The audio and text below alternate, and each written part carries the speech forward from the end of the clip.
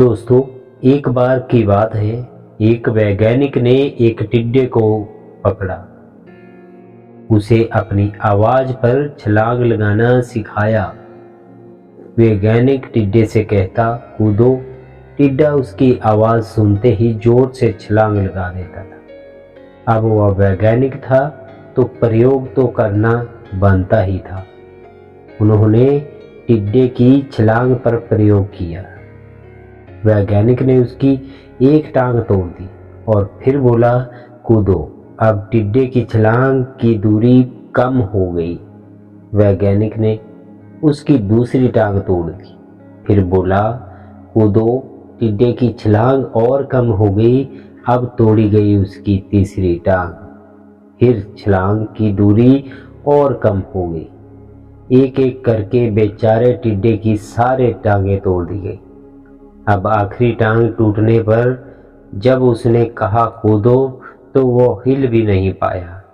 अब वैज्ञानिक ने अपना निष्कर्ष निकाला और अपनी डायरी में लिखते हुए कहा, टिड्डे की एक टांग तोड़ी गई तो वो थोड़ा बहरा हो गया। जब उसकी दूसरी टांग तोड़ी गई तो और बहरा हो गया।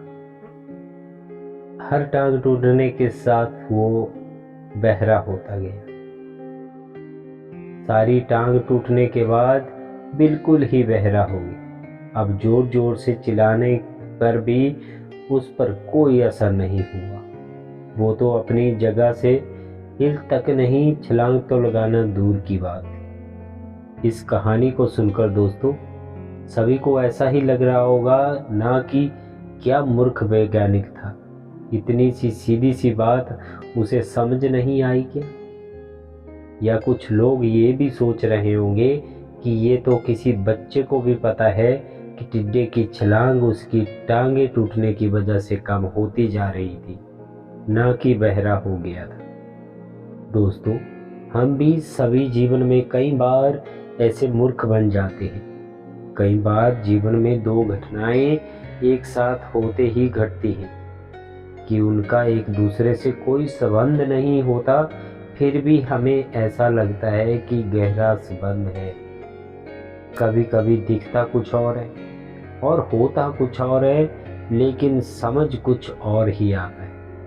वास्तव में ऐसा कुछ नहीं होता दोस्तों। तो दोस्तों, कहानी बस यही थी। कैसी लगी एक वीडियो में प्यारा सा कमेंट लिखना ना भूलें और हो सके तो चैनल को सब्सक्राइब करना ना भूलें। फिर मिलूँगा एक नई वीडियो के साथ।